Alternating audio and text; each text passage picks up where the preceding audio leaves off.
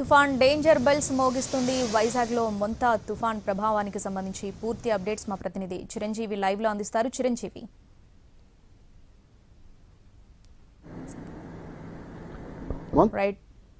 కాకినాడకు అత్యంత సమీపంగా చేరుకుంది. అది మరికొద్ది గంటల్లోనే తీరానికి. Over to Ravichandra.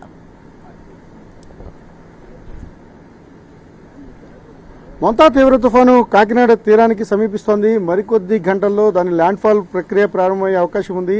ఈరోజు సాయంత్రం లేదా రాత్రికి తీరాన్ని దాటుతుందని భారత వాతావరణ శాఖ అంచనా వేసింది.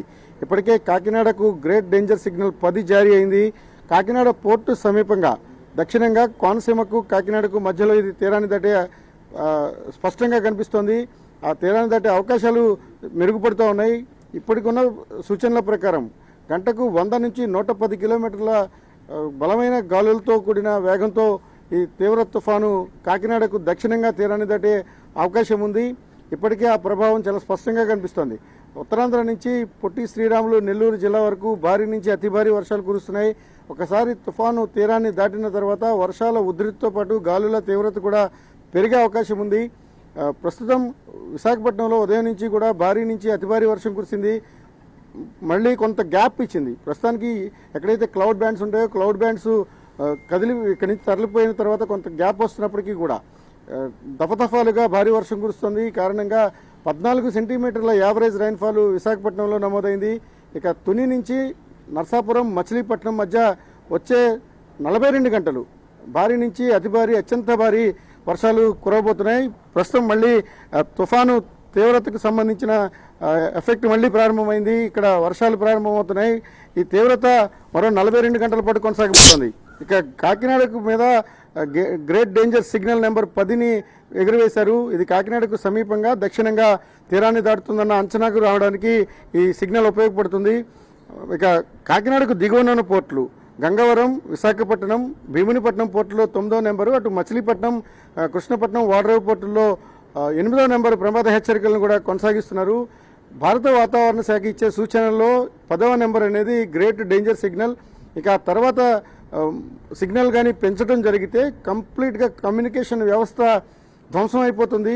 హుదూద్ తుఫాను సమయంలో అదే జరిగింది. 11వ నెంబరు ప్రమాద సూచికను ఎగరవేయగలిగారు. ఇప్పుడు దాదాపుగా 10వ నెంబరు ప్రమాద సూచిక వరకు ఈ తీవ్ర తుఫాను వచ్చింది. గాలుల వేగం ఆధారంగా దానిని విధ్వంసం ఆధారంగా ఈ సూచికలను ఇస్తారు. ప్రస్తుతానికి ఉన్న సమాచారం 10వ నెంబరు ప్రమాద హెచ్చరికలు అయితే కొనసాగుతున్నాయి. గ్రేట్ డేంజర్ సిగ్నల్లో కాకినాడ చుట్టుపక్కల ప్రాంతాలు ఉండబోతున్నాయి. మరికొద్ది గంటల్లోనే ల్యాండ్ ఫాల్ ప్రక్రియ ప్రారంభమయ్యే అవకాశం ఉంది. ఈరోజు సాయంత్రానికి లేదా అర్ధరాత్రి తర్వాత తీవ్ర తుఫాను తీరాన్ని దాటే అవకాశం కనిపిస్తోంది. Right Ravichandra, thanks for the updates.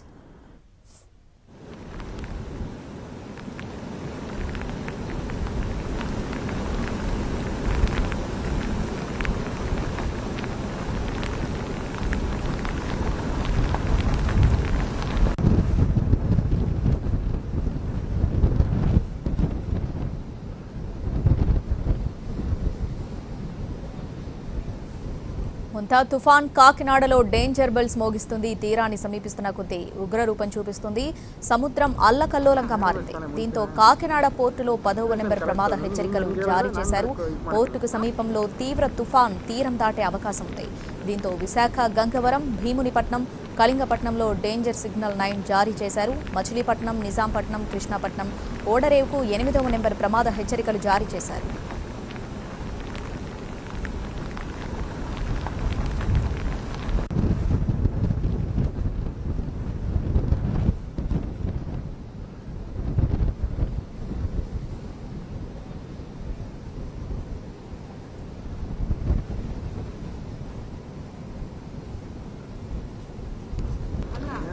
ಮುಂಚಿನ ಸಿಚುವೇಶನ್ ಕರೆಕ್ಟ್. ನೀನು ನನಗೆ ಹೇಳಿದ್ರೆ ನಾನು